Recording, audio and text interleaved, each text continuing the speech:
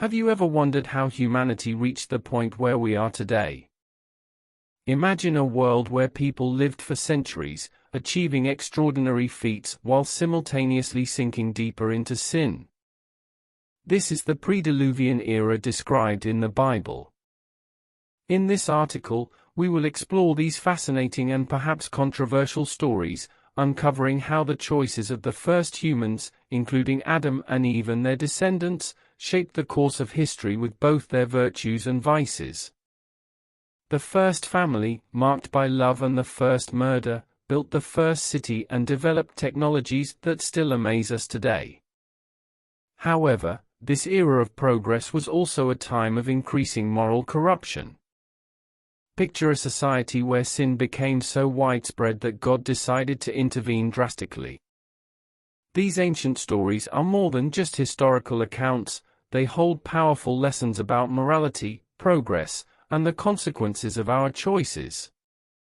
As we delve into these narratives, we will see how the mixture of godly and ungodly lineages led to spiritual and moral degeneration.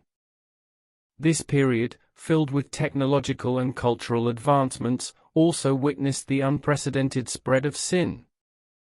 The divine intervention that followed, known as the Flood, was an attempt to cleanse this corruption and offer humanity a new beginning. These biblical tales are not just ancient stories but profound reflections on the human condition and the eternal struggle between good and evil. The pre-diluvian era, as described in the Bible, was a time of grandeur and great mystery. This period saw incredible advancements and accomplishments that seem almost mythical today. People built magnificent structures and developed complex societies. Yet, alongside these achievements, a culture of pervasive sin took root, overshadowing the progress made. The narrative of this era serves as a profound reminder of how greatness can be tainted by moral decay. In this ancient world, individuals lived with astounding longevity, allowing for the accumulation of vast knowledge and expertise. Imagine living for several centuries, witnessing and contributing to generations of growth and innovation. This extended lifespan fostered an environment ripe for significant technological and cultural development. However, this same longevity also provided ample time for sin to take deep roots in society. The same hands that built wonders could also wreak havoc. Amidst these marvels, there was a profound moral decline. The accomplishments of the pre-diluvian people were immense, yet they were matched by their moral failures. The Bible illustrates how the human heart, given time and freedom, can become corrupt without divine guidance. This duality of human capability, greatness entwined with the capacity for great sin, paints a complex picture of this era. It's a stark reminder of how easily humanity can lose its way. The relentless pursuit of personal glory often overshadowed the reverence due to the Creator. As people grew in knowledge and strength, they increasingly strayed from divine guidance, embracing a path of self-destruction.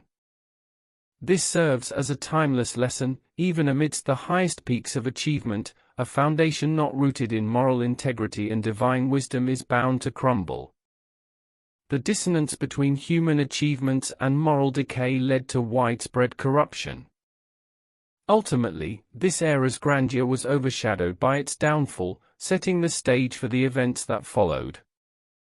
The legacy of this time is a mixture of awe-inspiring accomplishments and sobering moral lessons. This context is essential as we delve into the stories of the first family and their own tribulations, leading us to the tale of Adam and Eve and their progeny. Their journey further illustrates the intricate dance between human potential and moral responsibility. Adam and Eve, the first humans created by God, embarked on a journey outside the idyllic Garden of Eden after their expulsion. They began to experience the harsh realities of life, toiling the earth and raising a family. Their first children, Cain and Abel, represent a microcosm of human potential and downfall. Cain, a farmer, and Abel, a shepherd, each brought offerings to God, highlighting the diversifications early humanity embraced. This pivotal family drama underscores the significance of intentions and the consequences of actions. Cain's story is one of jealousy and sin, a somber reflection on human nature. When God favored Abel's offering over his, Cain's envy turned to wrath, leading to the first murder. This act of fratricide marked a profound moment in human history, showcasing how deeply sin can corrupt. Despite being the firstborn and bearing the potential for leadership and greatness, Cain's choices led him down a path of destruction. His story serves as a timeless warning about the dangers of harboring jealousy and resentment. After killing Abel, Cain was marked and banished, but his life didn't end there. He went on to build the first city, named Enoch, after his son. This act of city-building signifies a leap in human civilization, showing how even those who stray can contribute to societal advancements. The creation of Enoch represents the complexities of human nature, where even those marked by sin can achieve significant progress. Cain's legacy is a testament to the duality of human potential and the enduring consequences of our actions. Adam and Eve's story didn't end with Cain and Abel. They had other children, including Seth, whose lineage would carry forward the promise of redemption. Through their descendants, the narrative of humanity continued, filled with both triumphs and trials. The story of Adam and Eve's family illustrates the foundational aspects of human life: work, family, sin, and redemption. It serves as a microcosm for understanding broader human experiences and divine interactions throughout history. The tale of the first family sets the stage for the ongoing struggle between good and evil, progress and sin. It's a reflection on how our beginnings shape our journey and how the choices of a few can impact many. As we move forward, the establishment of the first city by Cain highlights a significant milestone in human history, bridging the gap between early familial struggles and broader societal developments. This progression leads us to explore the advancements and complexities of early human civilizations. Cain, despite his grievous sin, went on to establish the first city, a testament to the complexity of human nature. Naming the city Enoch after his son, he laid the foundations for urban development. This act signifies a significant leap in human civilization, showcasing our innate drive to build and create communities. Cain's endeavor highlights how progress can emerge even from flawed origins, a theme recurrent in human history. This milestone in biblical history reflects the potential for growth and innovation inherent in humanity. The establishment of Enoch marked a notable advancement in technology and societal organization. In this early city, people began to develop systems and structures that would shape future civilizations. The ingenuity required to build a city from scratch is a remarkable feat, emphasizing human creativity and resilience. This period saw the dawn of complex living arrangements, communal living, and the beginnings of urban culture. Cain's efforts, despite his past, illustrate how human tenacity can lead to remarkable achievements. However, the city of Enoch wasn't just a hub of technological advancement, it also became a focal point for the spread of sin. The juxtaposition of progress and moral decline is a recurring theme in the Bible. The story of Enoch serves as a cautionary tale, reminding us that advancements in civilization must be coupled with moral and spiritual growth. As cities grow and develop, so too must the values and ethics of their inhabitants. Cain's city stands as a testament to the dual nature of human progress, brilliant yet vulnerable to corruption. Cain's legacy through the city of Enoch is a reflection of the broader human experience, where progress and sin often coexist. The complexities of his journey, from a murderer to a city founder, offer profound insights into human potential and the need for redemption. The narrative of Enoch encourages us to consider how we build our societies and the values we uphold within them. It's a powerful reminder that our advancements must be grounded in a strong moral foundation to truly thrive. As we look at the development of Enoch, we see the dawn of various technological innovations that would shape human history. From musical instruments to metal tools, Cain's descendants contributed significantly to early human progress. This blend of creativity and utility marks the beginning of humanity's journey towards technological mastery. These innovations not only improved daily life but also laid the groundwork for future generations to build upon, leading us to the story of these technological developments. The descendants of Cain played a crucial role in the advancement of early technology, contributing to the fabric of human civilization. Among them, Jubal stood out as the father of all who play the harp and flute.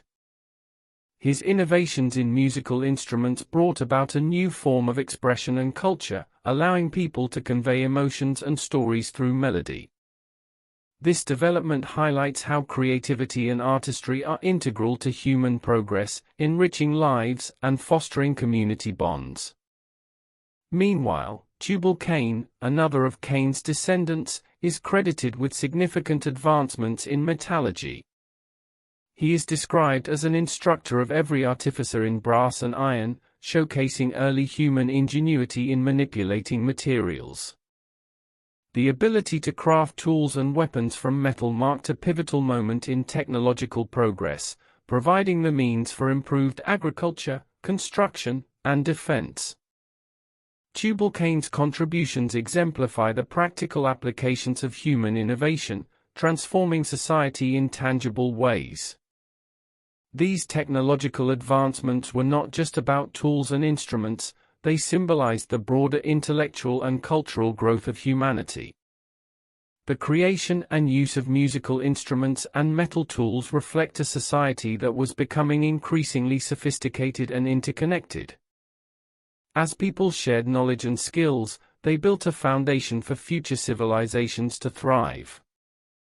This period of innovation underscores the importance of nurturing creativity and technical skills, as these are the building blocks of lasting progress. The achievements of Cain's descendants serve as a reminder that even in times of moral ambiguity, human ingenuity can flourish.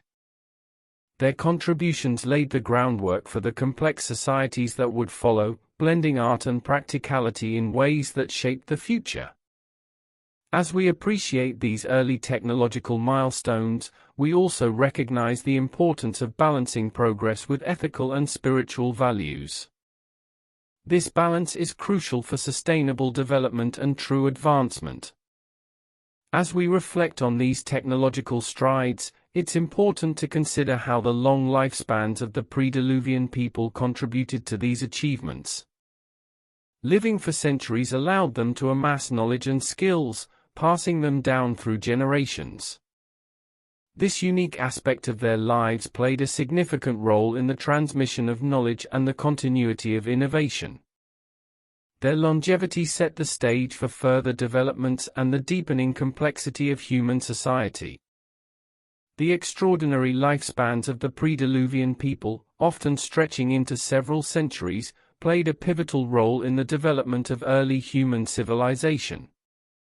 Imagine living for hundreds of years, accumulating vast knowledge and expertise, and witnessing the evolution of society across generations. This extended longevity allowed individuals to hone their skills and pass down their wisdom, creating a rich tapestry of shared human experience. It's akin to a continuous thread of knowledge weaving through the fabric of time, strengthening the cultural and technological foundations of their world. This longevity also facilitated the accumulation of technological and artistic advancements. People like Jubal and Tubal-Cain were able to innovate and refine their crafts over lifetimes much longer than what we experience today. This not only led to more sophisticated tools and musical instruments but also allowed for the preservation and enhancement of these technologies across generations. The continuous refinement and improvement of these innovations were possible because of the extended periods individuals had to perfect their skills. However, with great age also came the deepening of moral and spiritual decay. The same lifespans that allowed for incredible progress also provided the time for sin to take deeper roots. The Bible recounts how wickedness spread rapidly during these times, with practices like polygamy and homicide becoming more prevalent. The long lives of these early humans gave them ample opportunity to stray further from divine guidance, illustrating the potential pitfalls of prolonged human existence without strong moral and spiritual anchors. These long lifespans underscored the importance of maintaining ethical and spiritual integrity over time. As people lived through multiple generations, the temptation to deviate from righteous paths grew, highlighting the need for constant vigilance and faithfulness. The experiences of these ancient individuals serve as a powerful lesson. Longevity can be a double-edged sword, offering both the potential for great achievements and the risk of profound moral failure. Their stories remind us of the necessity of grounding our lives in strong moral values. The narrative of these long-lived individuals sets the stage for understanding how widespread sin and moral corruption could take hold in society. Their extended lives provided the backdrop for both remarkable human achievements and the spread of pervasive sin. As we delve into the spread of sin during this era, we see how the mixture of long life and moral decay created a fertile ground for widespread wickedness. This leads us to the next aspect of the pre-diluvian world, the generalization of sin and its impact on early humanity. As the pre-diluvian world progressed, sin began to spread like a rampant wildfire, engulfing society in moral darkness. The descendants of Cain adopted practices such as polygamy and homicide, further deviating from God's original plan for humanity. This widespread corruption is vividly illustrated in the Bible, painting a picture of a world where wickedness became the norm.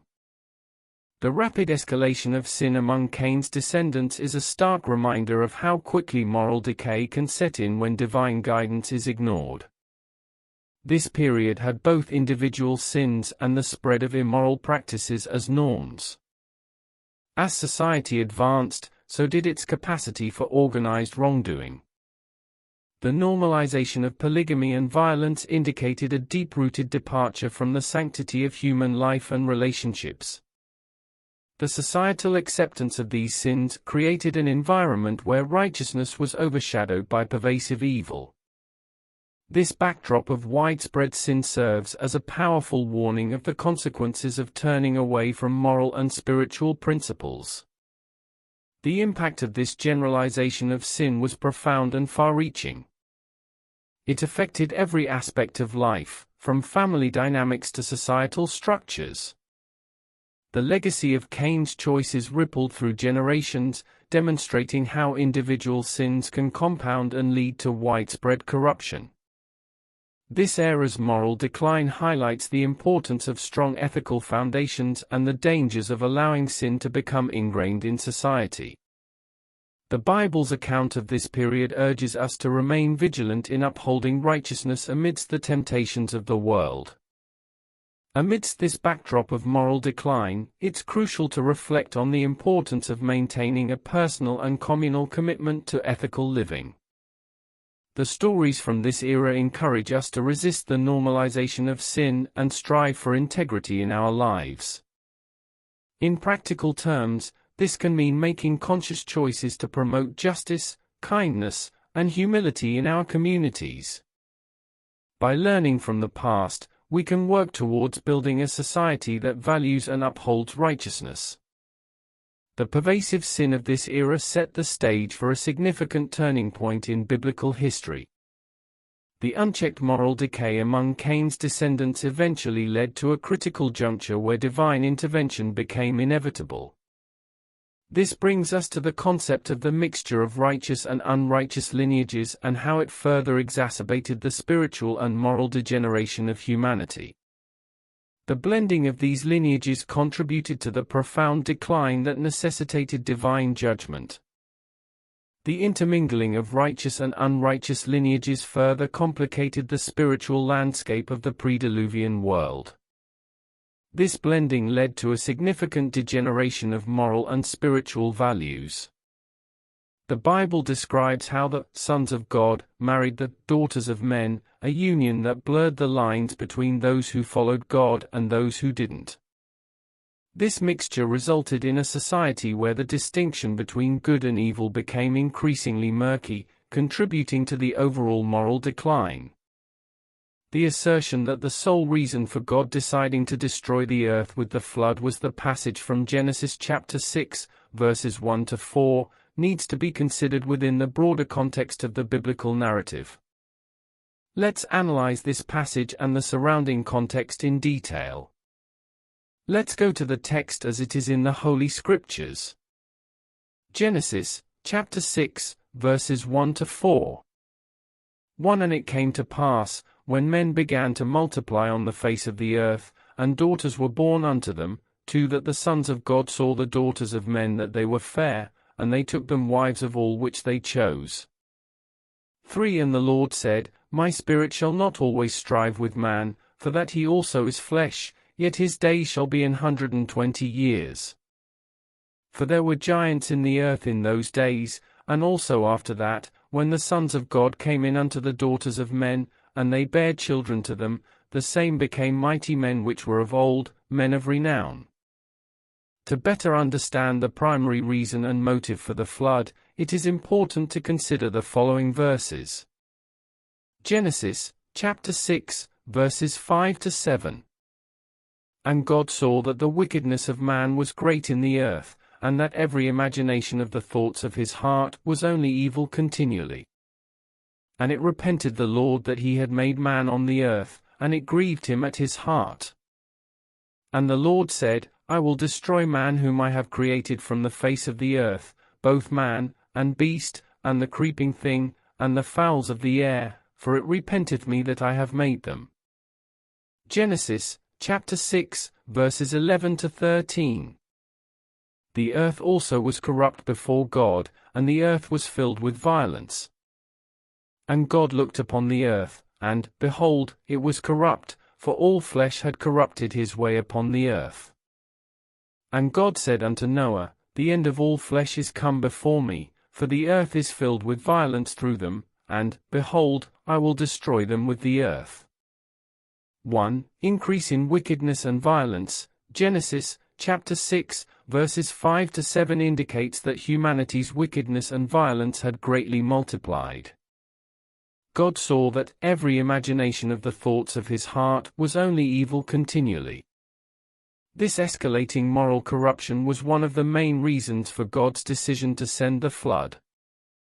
2. Universal corruption. Genesis, chapter 6, verses 11 to 13 emphasizes that all flesh had corrupted his way upon the earth. The corruption and violence were universal and affected all creation.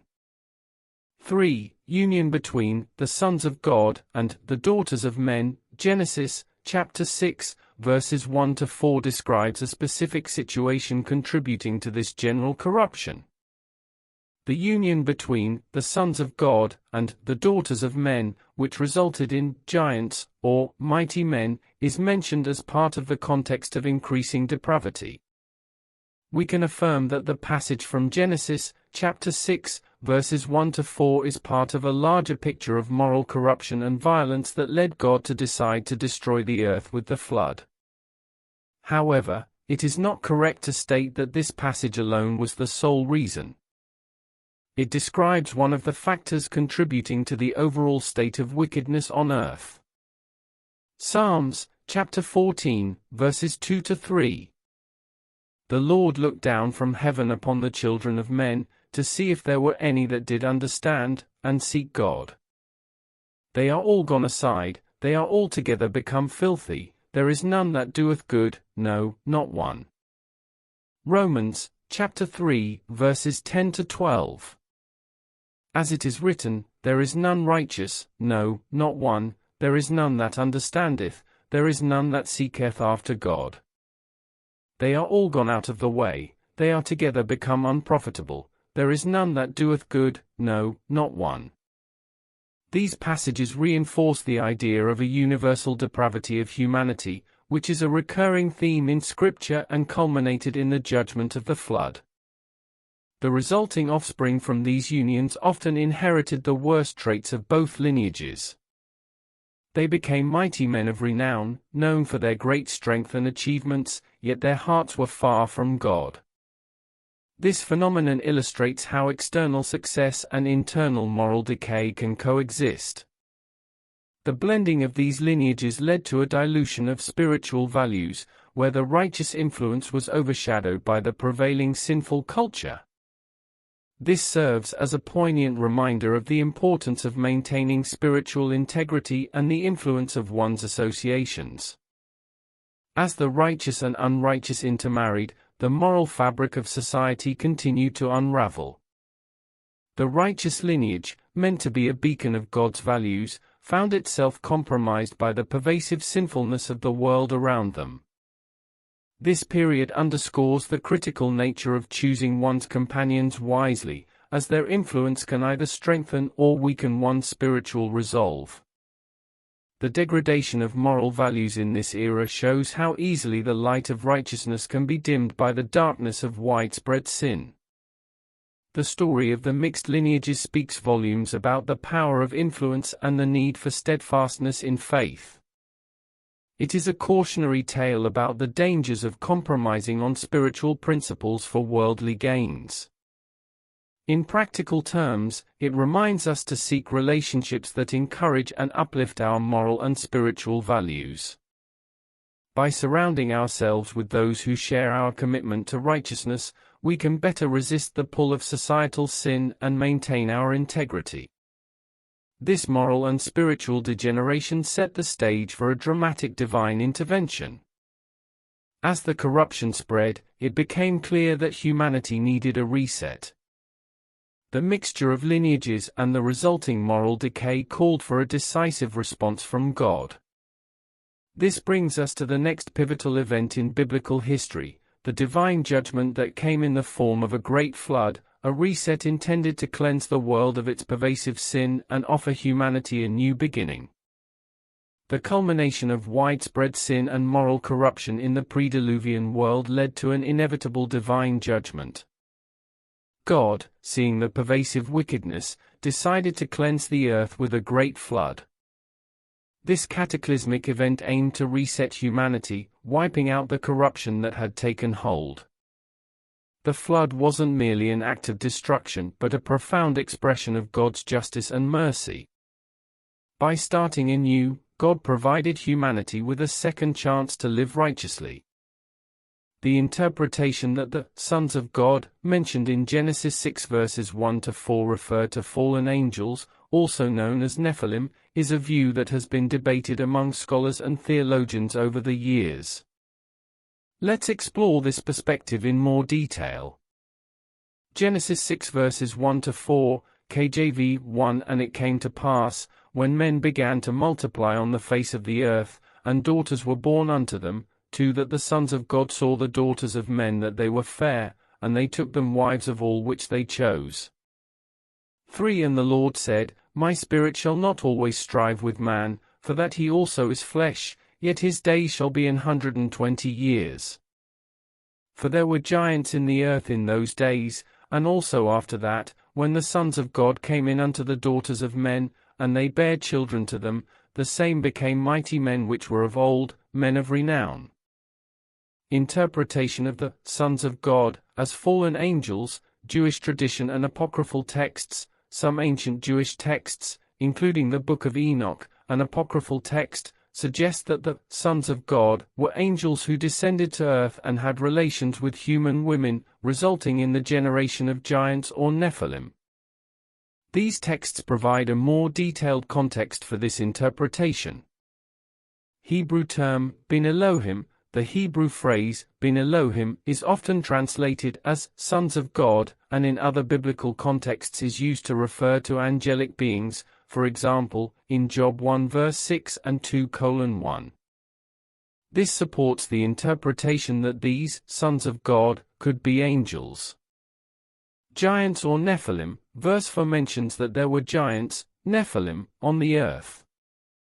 The word Nephilim is often translated as giants and derives from the Hebrew verb nephil, which means to fall. This may imply that these beings were descendants of fallen angels. Alternative interpretations: there are other interpretations of who the sons of God and the daughters of men were. Descendants of Seth and Cain. A common interpretation among Christian scholars is that the sons of God were the descendants of Seth, the godly lineage, while the daughters of men were the descendants of Cain, the ungodly lineage. This viewpoint suggests that the union of these two lineages led to widespread moral corruption. Rulers or nobles. Another interpretation is that the sons of God were powerful leaders or rulers who married common women. This view argues that the term sons of God was a way to refer to men of high position or power. Final reflection: while the interpretation that the sons of God were fallen angels is intriguing and finds some support in extra-biblical texts and the literal translation of the Hebrew term, there is no universal consensus among theologians and biblical scholars. Each interpretation brings a unique perspective to the passage and contributes to a broader and deeper understanding of the biblical narrative. Noah, a man described as righteous and blameless in his generation, was chosen by God to survive the deluge. He was tasked with building an ark to preserve his family and a pair of every living creature. This monumental task highlighted Noah's unwavering faith and obedience. Despite the ridicule and disbelief of his contemporaries, Noah followed God's instructions meticulously. His story exemplifies the rewards of steadfast faith and the importance of listening to divine guidance, even when it seems counterintuitive. The flood represents a pivotal moment in biblical history, demonstrating both the severity of divine judgment and the hope of redemption. As the waters receded, the world emerged cleansed, ready for a fresh start. Noah's family, along with the saved animals, became the foundation of the new human civilization. This event serves as a powerful reminder of the consequences of sin and the opportunity for renewal through God's grace. The story of the flood and Noah's Ark continues to be a symbol of salvation and the enduring promise of a new beginning. The aftermath of the flood brought a renewed covenant between God and humanity. God set a rainbow in the sky as a sign of his promise never to destroy the earth with a flood again. This covenant underscored God's commitment to humanity and his desire for us to live in accordance with his will.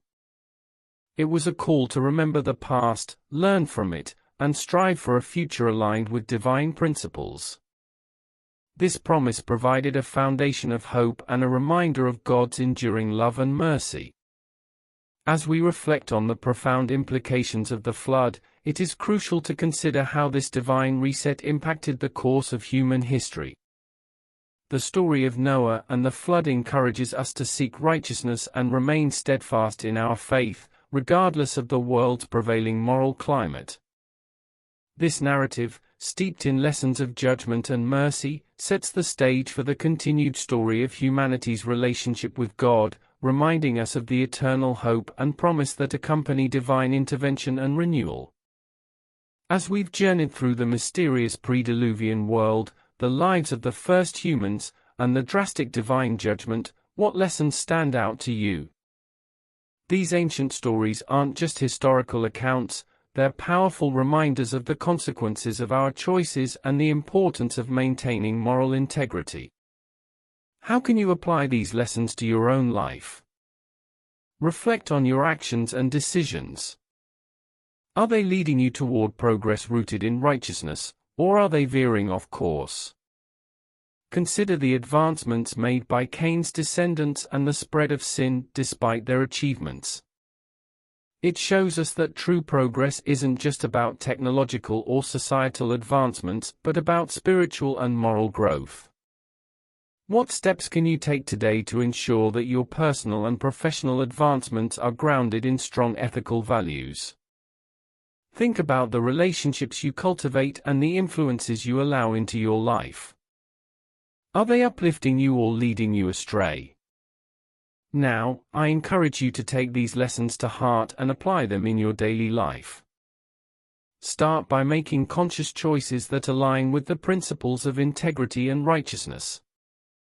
Engage with your community, promote justice, and seek out relationships that inspire and uplift you. Remember, change starts with small, consistent actions. If you found this journey enlightening, don't forget to subscribe to our channel and activate the notifications.